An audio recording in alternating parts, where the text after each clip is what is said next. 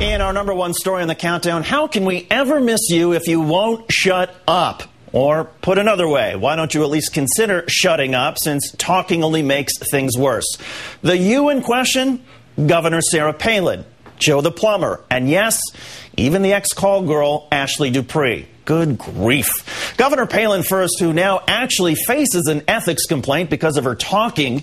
It alleges that when Palin sat in the governor's office for her interview with Fox's Greta Van Susteren, she was wrongly using state time and resources for partisan political purposes.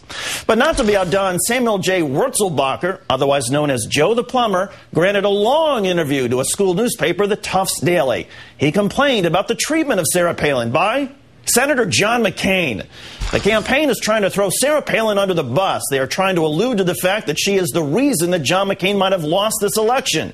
John McCain has not come out and said that Sarah Palin is an honorable woman and has not protected her.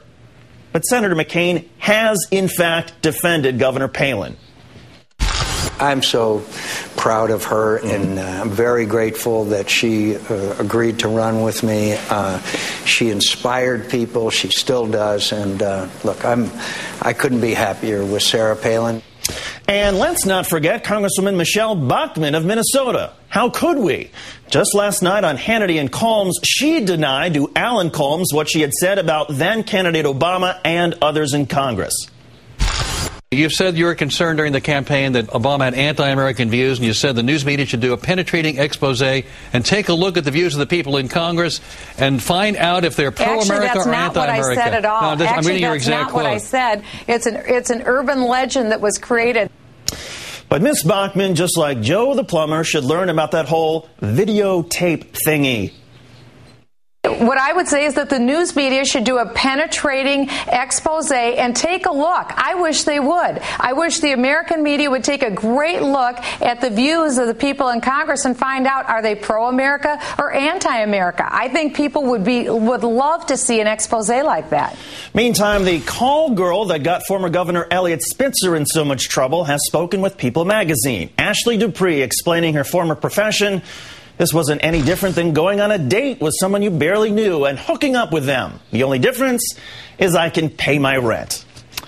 Well then, let's bring in comedian Christian Finnegan, also a regular contributor to VH1's Best Week Ever. Something like that. Something like that. Good evening, Christian. So, good evening. The resident of Wasilla, Alaska, who filed the ethics complaint against Sarah Palin said, quote, "She knows that we know that she knows it's wrong."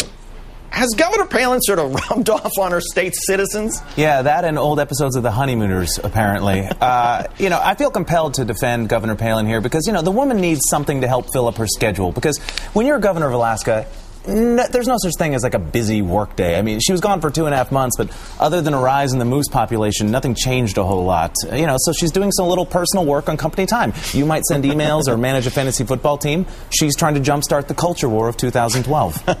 Well, and that Joe the plumber quote we used was just scratching the surface as far as he's concerned. He also said of Senator McCain, quote, "He has my respect for being a war hero, and I told him that personally, but you got to get along to go along or go along to get along." Christian, would you care to take a stab at translating that? Wasn't that the title of one of the songs from the Muppet movie, I think?